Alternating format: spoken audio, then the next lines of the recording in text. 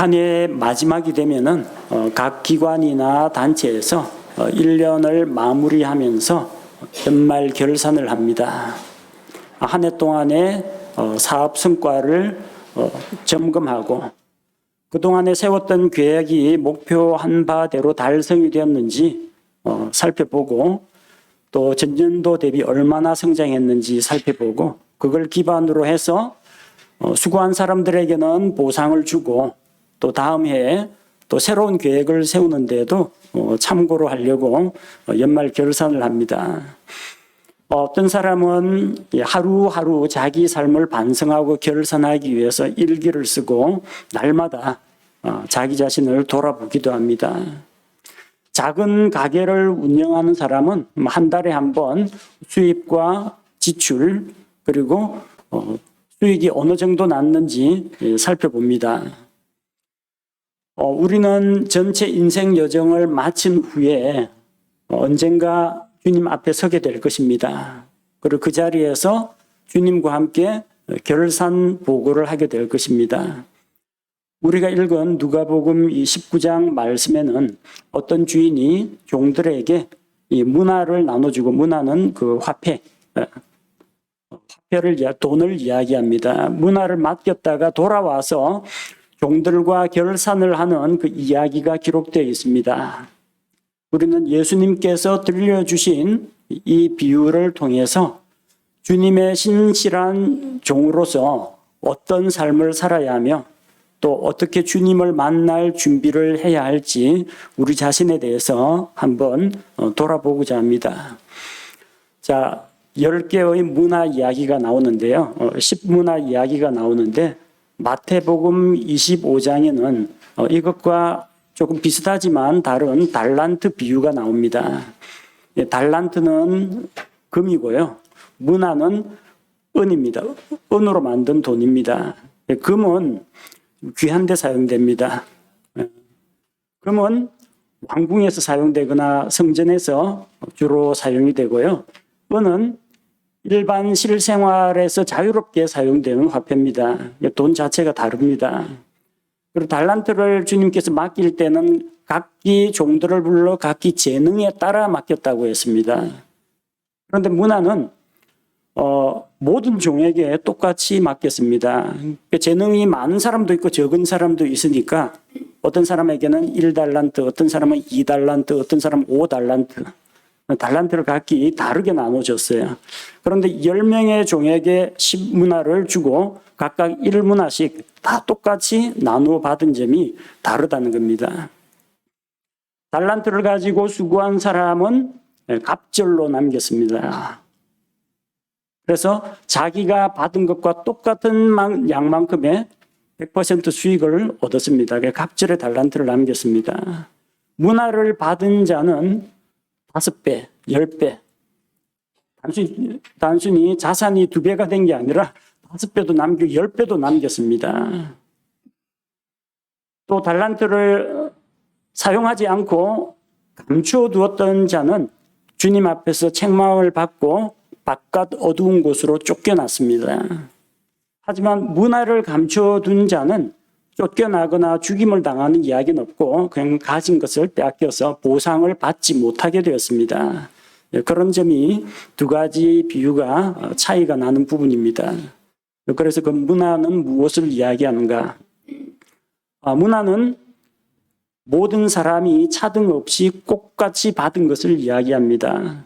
이건 재능이나 은사하고는 다릅니다. 재능이나 은사는 영역이 다르고 또 크기나 영향력이 다를 수가 있습니다. 그런데 똑같이 누구나 1문화를 다 받았습니다. 여러분 주님 앞에서 누구나 똑같이 받은 것이 무엇이 있겠습니까? 누구나 한 개씩은 다 받은 게 뭐가 있겠어요? 그리고 문화는 당시 은으로 만든 돈인데 일상생활에서 날마다 사용되는 유통되는 그런 돈이었습니다. 문화처럼 우리에게는 하나밖에 없는 것이 있습니다. 주님께서 모든 사람에게 똑같이 하나씩 준 게 있습니다. 우리의 생명 하나밖에 없습니다. 우리의 몸 하나밖에 없습니다. 우리가 받은 구원 하나밖에 없습니다. 한 번뿐인 인생, 인생을 두 번, 세 번 전생해서 윤회해서 살지 않습니다. 한 번뿐인 인생입니다. 누구나 똑같이 날마다 하루를 받습니다. 하루 24시간을 받습니다. 누구는 할 일이 많으니까 48시간을 주거나 하루에 25시간을 주거나 그러지 않습니다. 똑같이 받습니다. 주님께서는 우리 각 사람에게 같은 것을 주셨습니다. 목사에게도 우리 성도에게도 어른에게도 아이에게도 똑같이 일문화식을 받은 것이 있습니다. 그리고 그것을 가지고 일을 하게 하셨습니다. 그것을 사용해서 뭔가 열매를 거두게 하셨다는 겁니다. 여러분에게 있는 문화는 과연 어떤 것들이 있는지 오늘 말씀을 들으면서 잘 생각해 보시기 바랍니다. 예수님께서 왜 갑자기 삭개오 집안에 방문해가지고 삭개오가 예수님을 받아들였을 때 죄인이 회개하고 돌아왔을 때 구원을 선포하셨는데 갑자기 그 이야기가 바뀌어가지고요. 돈 이야기로 바뀌었습니다. 문화 이야기로 바뀌었습니다. 예수님이 왜 이 이야기를 하셨느냐? 11절에 그 이유가 나옵니다. 누가복음 19장 11절에 보니까 그들이 이것들을 들을 때 그분께서 비유를 더하여 말씀하셨으니 이는 때문이더라. 뭐 때문이라고요? 그분께서 예루살렘에 가까이 오셨고 그들은 하나님의 왕국이 즉시 나타날 줄로 생각하였기 때문이더라. 이제 예수님께서 예루살렘으로 올라가기 직전이에요. 예수님이 예루살렘에 올라가면은 거기서 메시아 왕국을 선포하고 로마 제국을 몰아내고 유대인을 독립시키고 주님이 다스리시는 그 왕국이 임하게 될 거라고 사람들이 하나님의 왕국이 즉시 당장 나타날 줄로 생각했다는 겁니다. 근데 예수님은 그렇게 하지 않으시죠. 십자가에서 우리 죄의 문제를 해결하시고 죽으시고 묻히셨다가 부활하시고 하늘로 올려가시고 아버지께로 가십니다. 그리고 언젠가 다시 돌아오신다는 겁니다. 예수님께서 하시는 말씀은 뭡니까? 하나님의 왕국이 지금 당장 임하는 것 아니다. 예수님께서 아버지께로 갔는데 다시 돌아올 때까지 너희는 열심히 일하라. 그런 뜻으로 말씀하신 것입니다. 주님 오실 날이 언제일지 모르지만 우리는 주님께서 다시 오시는 그날까지가 또 우리의 목숨이 이 땅에서 살아있는 동안까지가 우리가 일을 할 수 있는 때입니다. 인생 황혼이 찾아오면 몸이 약해서 일을 하지 못합니다. 우리의 숨이 끊어지면 더 이상 일을 할 수가 없습니다. 그날이 오기 전에 하나님께서 주신 한 번밖에 없는 인생, 우리에게 주신 이 한 몸 바쳐서 내가 오늘 하루 무엇을 할 것인가? 주님께서 주신 것을 가지고 내가 어떠한 열매를 맺을 것인가? 그게 우리에게 달려있고 그 결과에 대해서 주님께서 나중에 보상과 칭찬을 주실 거라는 겁니다. 자, 결산보고를 하기 위해서 우리가 몇 가지 생각해야 될 게 있습니다. 주님 다시 오실 날은 아직 우리에게 임하지 않았지만 주님을 만날 준비는 하고 있어야 됩니다. 그래서 첫 번째 우리가 생각해야 할 것은 주님께서는 자기 종들에게 문화를 맡기셨다는 겁니다.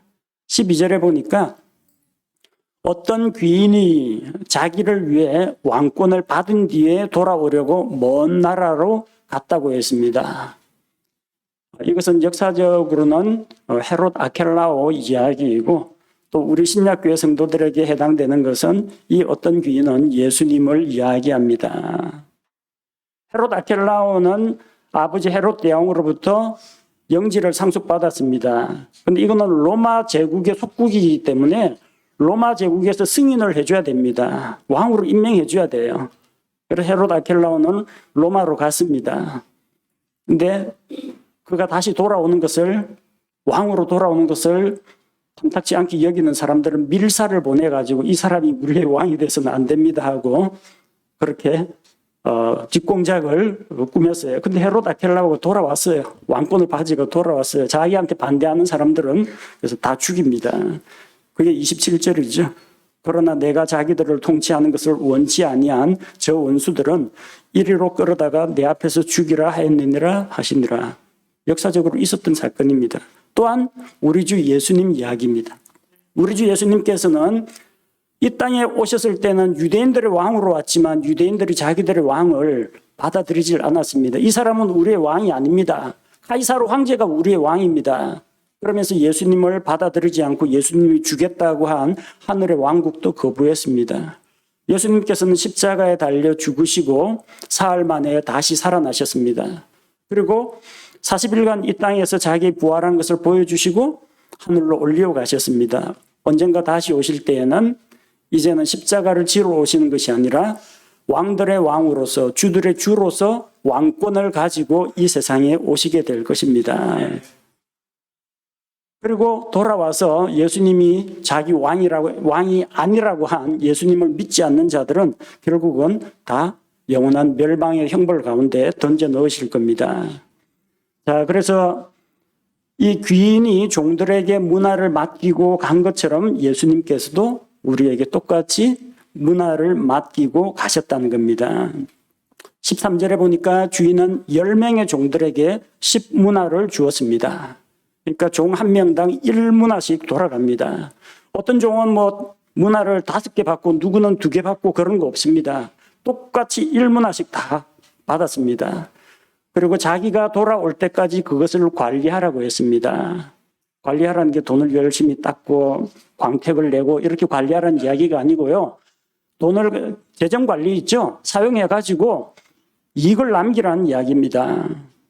종들이 1문화로 이렇게 벌었습니다. 1문화로 이렇게 벌었습니다 하는 거 보니까 각각 1문화를 받아가지고 그걸 가지고 일을 했다는 걸 알 수가 있습니다. 무엇을 해야 하는지는 주인이 지정을 하지 않았습니다. 자, 이것을 가지고 어디에 투자하라. 이것을 가지고 어떤 일에 종사하라. 그거는 주인이 정해주지 않았습니다.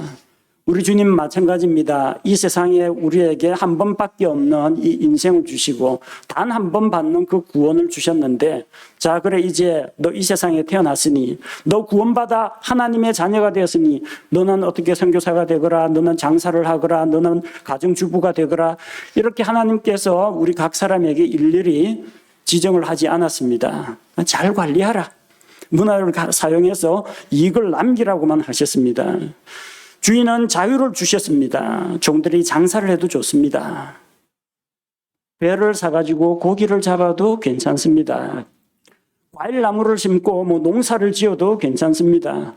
아니, 그걸 가지고 다른 사람에게 구제하고 나눠주더라도 상관없습니다. 주인이 위임을 했기 때문에. 우리 주님께서 우리에게 똑같이 한 번뿐인 인생을 우리에게 주셨습니다. 생명을 2개 받은 사람은 아무도 없어요. 하나뿐인 생명, 한 번뿐인 인생을 어떻게 살 것인지 우리 스스로 선택하고 결정해야 합니다. 어느 학교로 갈 것인가? 무슨 직업을 가질 것인가? 내가 누구랑 결혼할까? 이런 것들은 크게 중요하지가 않습니다. 다만 하나님의 관심은 내가 그런 일들을 통해서 어떤 열매를 거둘 것인가? 내가 주님 앞에서 과연 인정받을 수 있을 것인가? 그게 중요합니다. 동기회 안에서는 제가 좀 이상한 사람으로 알려졌습니다. 서울대학교 언론정보학과 박사까지 하고 목회를 한다니, 대학 다닐 때는 신학을 안 했었는데 목회를 한다고 하니까 이해를 못한 사람이 많습니다. 제 몇 년 선배는 저 광안리에서 횟집하고 있습니다. 근데 그걸 통해 가지고 만족하고 인생의 보람을 느끼고 있고 또 나름대로 자기 그 삶을 관리를 하고 있다는 겁니다. 그걸 가지고 우리가 왜 그 학교 나와 가지고 이런 일을 하느냐? 사람의 시선을 의식하면은 그 하기 힘듭니다. 사람을 보지 말고 내가 내 인생을 주님 앞에서 어떻게 드릴 것인가? 주님께서 그 주인이 무슨 일을 하라고는 하지는 않았습니다. 맡긴 걸 가지고 잘 관리하라고 했습니다. 잘 관리하시면 됩니다. 두 번째 우리가 생각해야 될 게 있습니다. 주인이 돌아온다는 겁니다. 우리 주님께서는 다시 오십니다. 15절 말씀해 보니까 그가 왕권을 받은 뒤에 돌아왔다고 했습니다. 헤롯 아켈라오도 헤롯 대왕으로부터 영지 상속을 받은 다음에 로마 제국의 인준을 받기 위해서 가서 왕권을 받고 돌아왔습니다. 예수님께서도 이 땅으로 다시 돌아오실 것입니다. 왕으로 오실 것입니다. 종들은 자기 주인이 언젠가 다시 돌아온다는 사실을 반드시 기억해야 합니다. 근데 주인이 오는 날이 점점 늦어지고 하니까 게을러져 가지고 주인이 언제 늦게 오겠지, 안 오겠지 생각하고 가산을 탕진하고 시간을 낭비하고 인생을 허비하고 방탕한 일에 자기를 내어주고 이런 일들이 생긴다는 겁니다. 주인이 다시 돌아온다는 것을 기억해야 합니다. 만약 주인이 돌아오지 않으면 주인이 나에게 맡긴 것은 내 것입니다. 내가 그것을 개인적으로 사용해버리든지 낭비를 하든지 아무도 나한테 책임을 물을 사람이 없습니다. 왜? 나는 주인에게만 보고할 의무가 있지 다른 사람에게는 전혀 신경 쓸 필요가 없어요. 근데 우리 주님은 반드시 오십니다. 왕권을 가지고 이 땅에 돌아오십니다. 주님께서 다시 오신다는 이 사실을 믿지 않거나 주님께서 다시 오시는 그날을 사모하는 마음으로 기다리지 않는 사람은 자기 인생을 낭비합니다. 그냥 그저 아무 생각 없이 오늘 먹고 내일 마시고 흥청망청 대다가 자기 건강을 낭비하고 인생을 낭비하고 시간을 낭비하고 주님께서 맡기신 재물도 낭비하고 그렇게 살다가 어느 날 갑자기 주인이 나타나서 자, 결산 보고하자. 그렇게 하는 날이 찾아오게 된다는 겁니다. 우리가 우리 인생을 가치 있게 살려면 어떻게 하느냐? 내가 언젠가는 주님 앞에서 나의 생에 대해서 결산 보고, 회개 보고를 할 날이 온다는 것을 기억하고 살아야 됩니다. 그래야 정신을 똑바로 차리고 깨어 있으면서 살아갈 수가 있습니다. 주님이 다시 오시는 날을 사모하는 것은 우리가 그토록 그리던 사랑하는 주님을 만나고 싶다 이런 마음도 있지만 우리가 이 세상에서 몸을 입고 살아가는 동안에 수고하고 헌신한 것에 대해서 주님으로부터 합당한 평가를 받기 위해서입니다. 그래서 우리는 주님께서 다시 오신다는 것을 믿고 그 말씀을 믿고 주님 만날 준비를 해야 한다는 것입니다. 그리고 셋째로 우리는 주님께 자기가 거둔 열매에 대해서 보고를 해야 합니다. 15절 말씀해 보니까 15절에 그가 왕권을 받은 뒤에 돌아왔죠. 자기가 돈을 준 이 종들이 각각 장사해서 얼마나 벌었는지 알기 위해 이들을 부르라고 명령하니 주님께서는 자기가 그 돈을 주고 맡긴 그 종들을 다 불러 모읍니다. 아무도 피할 수가 없어요. 숨을 수가 없습니다. 그리고 그들과 결산을 합니다. 그들이 장사해서라고 했는데 여기서 장사가 꼭 상업만을 이야기하는 건 아닙니다. 상업이나 무역이나 여러 종류의 여러 가지 사업들이 다 포함이 됩니다. 종들은 주인이 맡긴 그 돈으로 무엇을 했고 또 어떤 결과를 거두었는지 보고를 해야 합니다.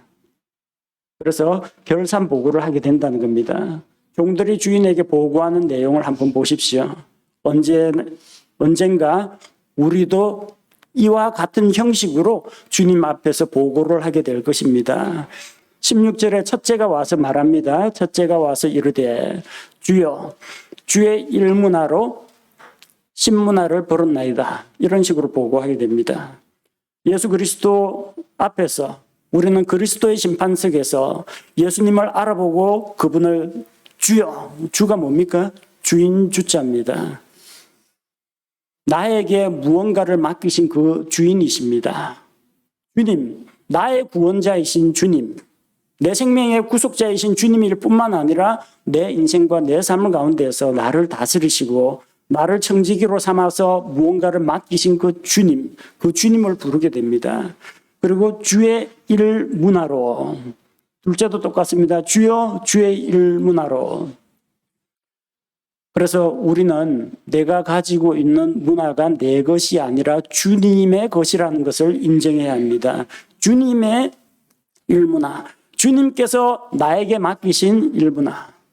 그걸 가지고 첫째는 신문화를 벌었습니다. 둘째는 오문화를 벌었습니다. 저는 10배 남겼습니다. 저는 5배 남겼습니다.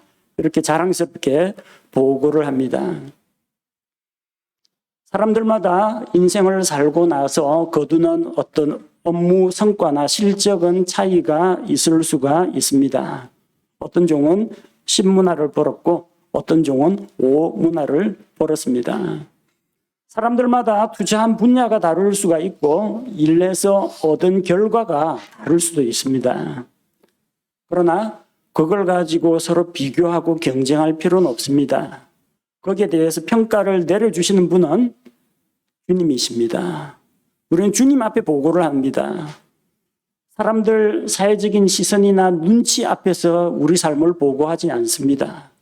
그래서 내가 하나님 앞에서 똑바르고 내가 당당할 수 있다면 사람들의 어떤 불편한 시선이라든지 또 사람들의 시기라든지 사람들의 비하라든지 그런 거에 흔들릴 필요가 없다는 것입니다.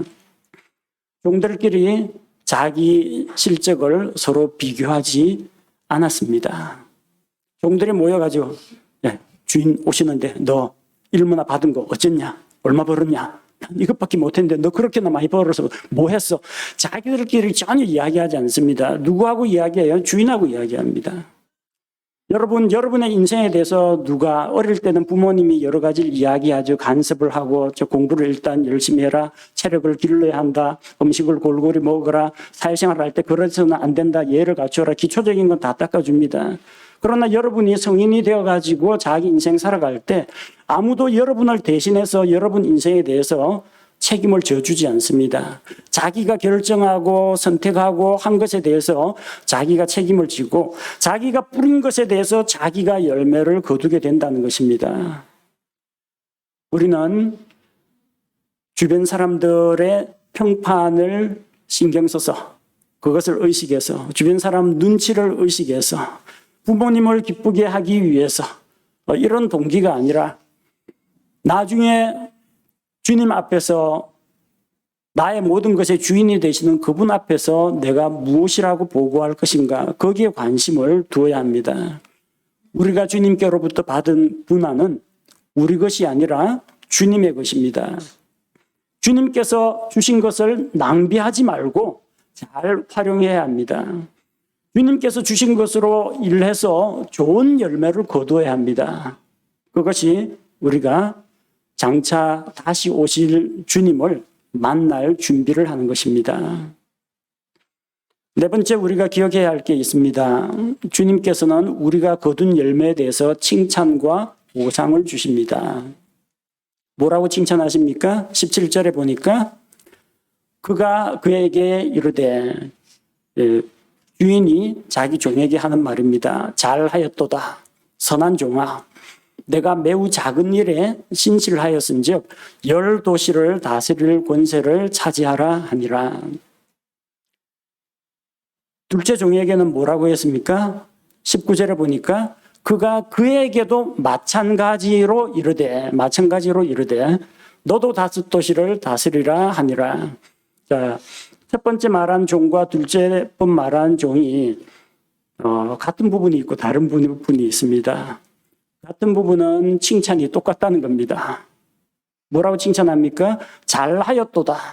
선한 종아. 내가 매우 작은 일에 신실하였은즉. 이건 똑같습니다. 둘째 종에게는 구체적으로는 이렇게 다시 한번 언급하지는 않았는데 뭐라고 되어 있어요? 그에게도 마찬가지로 똑같이 같은 칭찬을 했다는 겁니다. 여러분, 우리는 주님의 칭찬을 들을 수가 있습니다. 주인은 열심히 수고한 종들에게 칭찬을 했습니다. 칭찬하는 기준은 무엇입니까? 칭찬하는 기준은 그가 거둔 업적이나 성과가 아닙니다. 열매가 얼마나 많으냐, 1문화 갖고 몇 배 남겼느냐, 이게 칭찬의 기준은 아닙니다. 칭찬의 기준은 무엇입니까? 잘했다, 수고했다, 선한 종아, 신실한 종아, 내가 작은 일에 이렇게 신실하게 잘 일했다는 겁니다. 주인은 그 종이 신실하게 일한 것에 대해서 칭찬을 했지, 이렇게나 많이 벌었어, 넌 칭찬 많이. 이것밖에 못 벌었어, 너는 칭찬받을 자격 없어 이러진 않았다는 겁니다. 칭찬은 똑같아요. 그러니까 여러분 낙심하지 마십시오. 우리 가운데 어떤 사람이 1문화 갖고 100문화 남기는 사람도 있을 겁니다. 근데 모든 그리스도인이 다 100문화씩 못 남깁니다. 어떤 사람은 2문화 남길 수도 있고 어떤 사람은 4, 5문화 남길 수도 있고 사람들마다 다 달라요. 그런데 주님께서는 어쨌든 10문화를 벌었건 5문화를 벌었건 칭찬은 똑같이 해준다는 겁니다. 칭찬은 실적에 비례하는 게 아닙니다. 칭찬은 수고하고 헌신한 것에 대한 칭찬입니다. 너가 선한 마음을 가지고 주님께서 맡기신 것에 신실하게 일했구나. 여기에 대한 칭찬입니다. 그 종들은 주인의 뜻을 따라서 열심히 수고해서 일했습니다. 자기가 맡은 일에 선하고 신실하게 잘 관리를 했습니다. 그래서 칭찬을 받은 겁니다. 근데 보상은 차이가 납니다. 칭찬은 똑같은데 너는 10개의 도시를 다스리라. 너는 5개의 도시를 다스리라. 보상에서는 차이가 납니다. 보상은 거둔 결과에 따라 달라집니다. 보상에는 차등이 있다는 겁니다. 만약 열매를 많이 남기건 적게 남기건 그래야 수고했다 다 같이 상은 똑같이 받으라 하면 의욕이 나겠습니까? 회사에서도 열심히 일해가지고 잘하면 실적 올리면 어디 자동차든 보험이든 영업직을 뛰었는데 많이 수고해가 실적이 많이 오르면 어떤 부서에서 획기적인 어떤 개발해가지고 비용을 절감하고 업무 능률을 향상시키면 성과급이 나옵니다.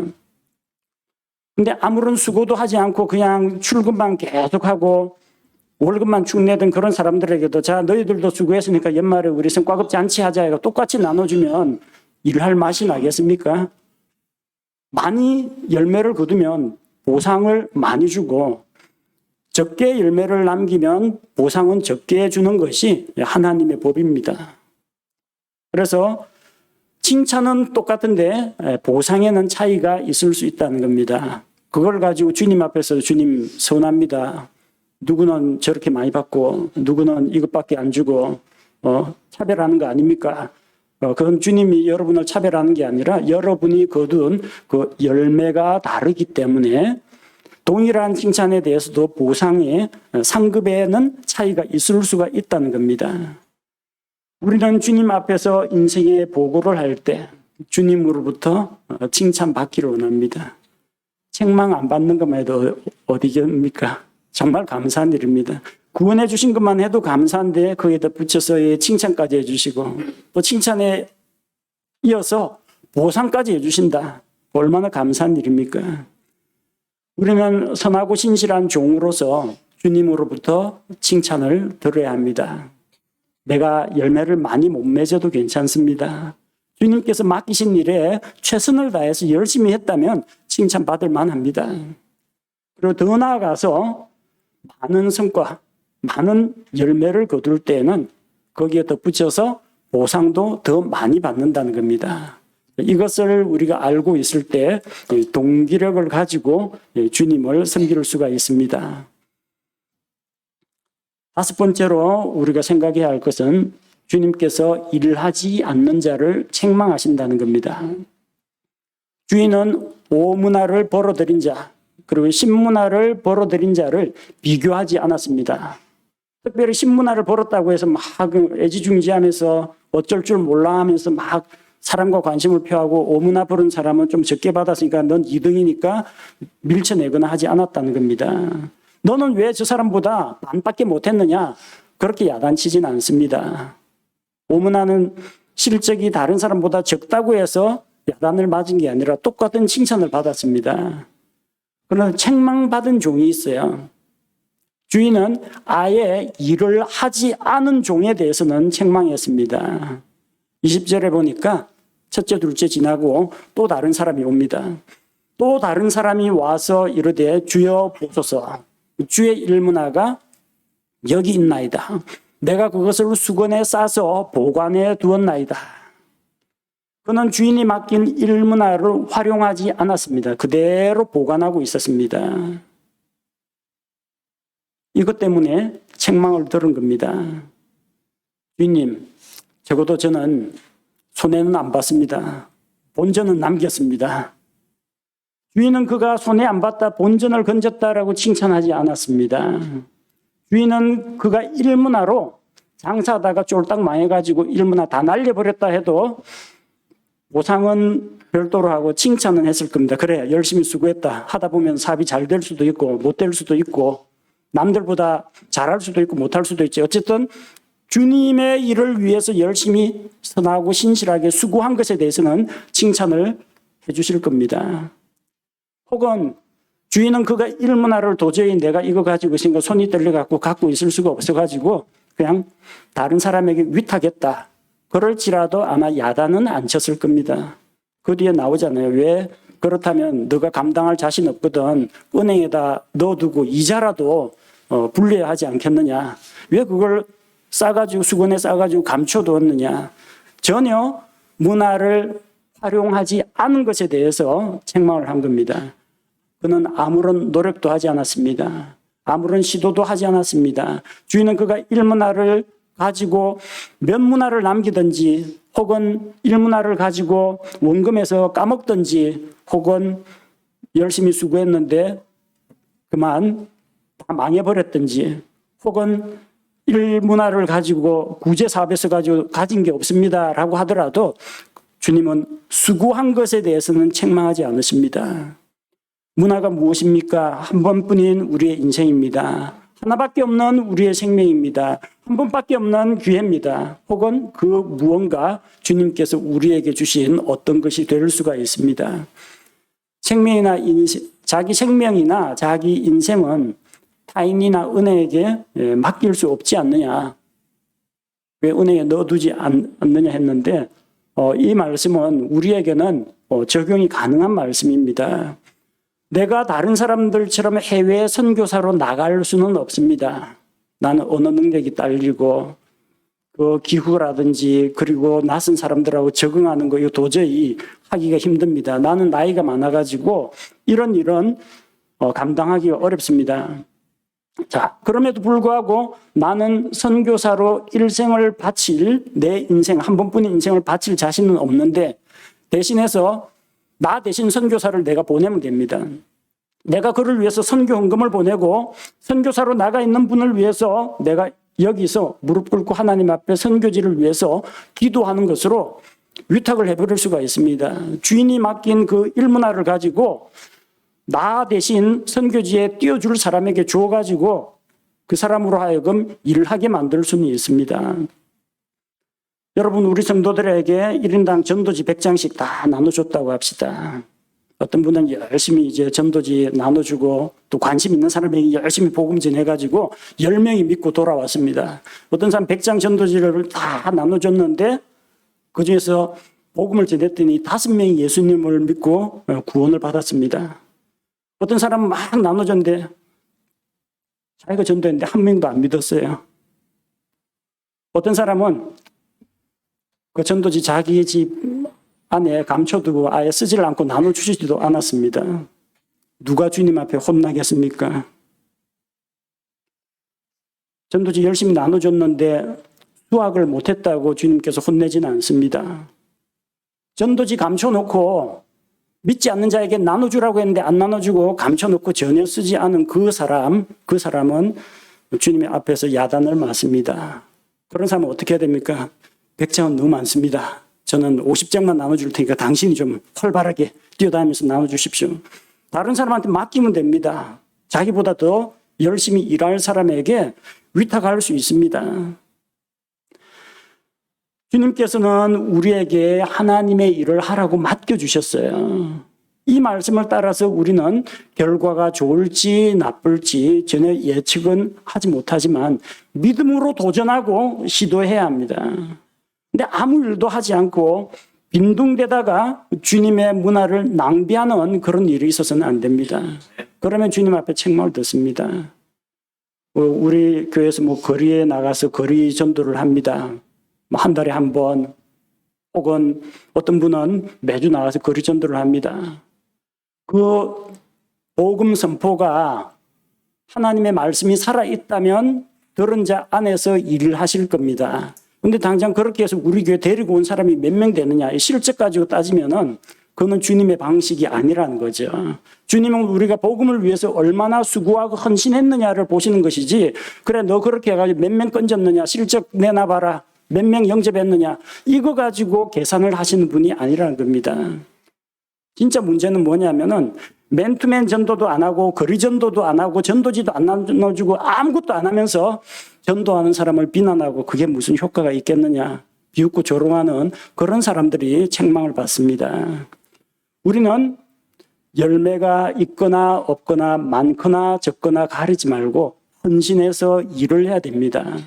책망받은 사람은, 열매가 적어서 책망받은 사람은 없어요.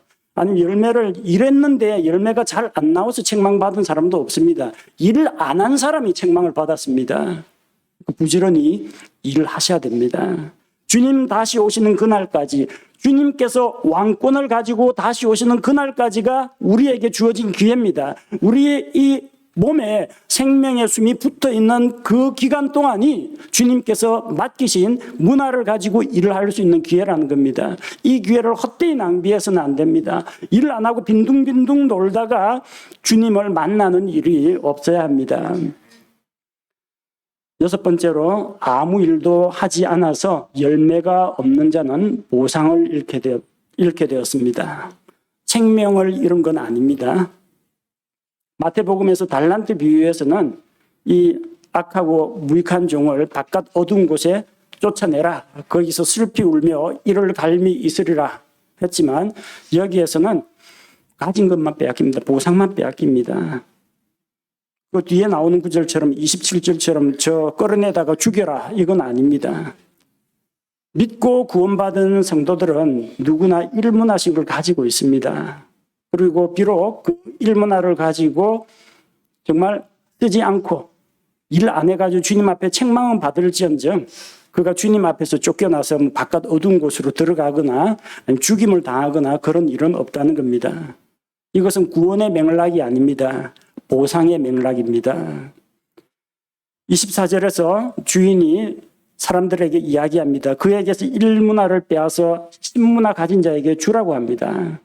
주인은 자기가 맡은 것에 대해서 신실하게 일한 자들에게는 칭찬과 보상을 주지만, 주인의 문화를 감춰두고 일을 하지 않은 종에게서는 책망을 하고 보상을 빼앗습니다. 보상만 빼앗깁니다. 구원은 빼앗기지 않습니다. 구원은 우리가 노력한 대가로 우리의 업무 실적으로 받은 것이 아니라, 구원은 하나님의 은혜로 믿음을 통해서 값없이 받은 것이기 때문에, 거저 받은 것이기 때문에 우리의 어떤 부실한 행동으로 인해서 하나님의 은혜로 주신 구원을 잃어버리지는 않는다는 겁니다. 우리가 주님 앞에서 결산 보고를 할 때 회계장부에 선한 열매가 가득하게 되어야 합니다. 만약에 열매가 없으면 주님 앞에서 책망을 받게 될 것입니다. 받아야 할 보상을 잃어버리게 될 것입니다. 그럼에도 불구하고 그리스도의 심판석 앞에 선 자는 구원받은 사람들만 그리스도의 심판석에 섭니다. 그리스도의 심판석에 선 자는 서로 보상을 받지 못한다고 하더라도 구원을 잃어버리고 지옥에 떨어지는 사람은 없습니다.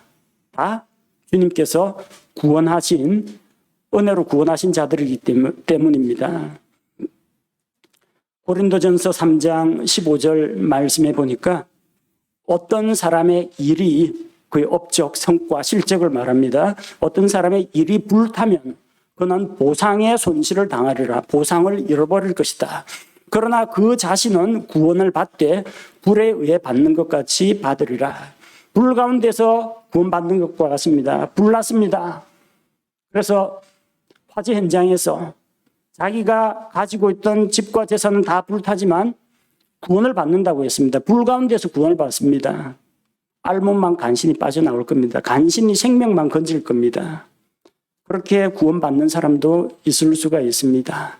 어떤 사람은 구원을 받고 구원과 더불어 주님의 칭찬과 보상과 영광을 누리는 사람이 있는가 하면, 전혀 주님을 위하여 살지 않고 자기 인생을 허비하고 세속적이고 향락적인 것에 낭비하다가 자기가 쌓아놓았던 이 세상에 속한 것들은 다 심판을 받아서 불에 타버리고 자기는 남은 거 하나 없이 달랑 자기 자신만 간신히 건져내서 그렇게 구원 불가운데에서 간신히 몸만 구출되는 그런 사람도 나오게 될 거라는 겁니다. 그것만 해도 생명은 건졌으니까 참 다행이고 감사한 일입니다. 그러나 거기에 덧붙여서 주님의 칭찬과 보상을 받는다면 그것이야말로 우리 주님을 기쁘시게 하는 것입니다. 우리는 주님께서 다시 오실 것을 믿습니다. 또 언젠가 그분 앞에서 결산 보고를 하게 될 것이라는 것을 믿습니다. 주님 앞에서 우리가 어떠한 모습으로 결산 보고를 하기를 원합니까? 주님 앞에 정말 칭찬을 받기를 원합니까? 아니면 책망을 받기를 원합니까? 우리의 회계 장부에는 흑자가 나고 있습니까? 아니면 적자가 나고 있습니까? 아니면 전혀 일을 안 해가지고 내 회계 장부가 어디 있는지 모르겠다. 주님께서 맡기신 거 다 어디 썼는지 모르겠다. 지금 그런 상태입니까? 정신 차려야 됩니다. 하나님께서 우리에게 생명을 주시고 예수님을 믿고 다시 태어난 이 새 생명, 그리스도 안에서 새로운 창조물이 된 이 생명 한 분밖에 없는 이 기회를 우리에게 주셨는데 이 주님이 주신 생명, 이 기회를 어떻게 사용할지 우리 진지하게 생각해야 합니다. 한 해를 보내고 새해를 맞이할 준비를 하고 있는 단계에 있습니다.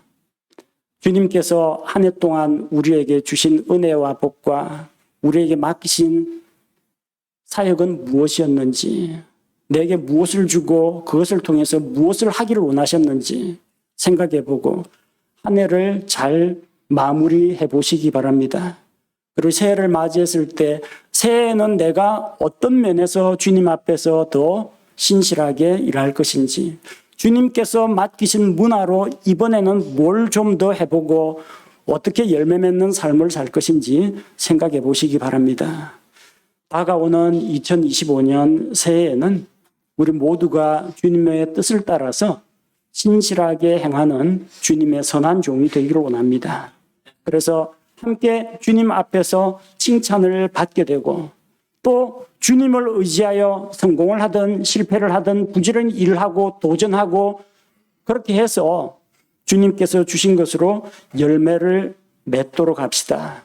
그렇게 해서 우리의 회계장부에 풍성한 열매가 넘쳐날 때 칭찬과 함께 주님께서 주시는 보상도 넉넉히 받아 주님과 함께 기뻐하고 주님을 기쁘시게 하고 함께 영광에 들어가는 그리스도인이 되기를 원합니다. 함께 기도하겠습니다. 하나님 아버지, 한 번뿐인 우리의 인생, 그리고 이 한 몸을, 우리에게 주신 이 하루를, 우리에게 주신 이 한평생을 과연 무엇을 위해 사용해야 할지 알게 하옵소서. 우리의 생명도 주의 것이요, 우리의 일생도 주의 것이요, 우리가 가진 모든 것이 주께서 맡기신 것이요, 우리의 건강도 시간도 재물도 주님의 것이라는 것을 기억합니다. 언젠가 주님께서 다시 오셔서 우리에게 맡기신 것에 대해서 물어보실 터인데 그 앞에서 우리가 어떠한 보고를 하게 될지 항상 깨어서 주님 다시 오실 날을 대비하게 하여 주옵소서. 헛된 세상의 가치를 쫓아 살지 말게 하시고 주님께서 우리에게 보여주시는 참되고 영원한 것들을 바라보며 영원히 변치 않고 없어지지 않는 것들에 우리의 삶을 투자하게 하옵소서.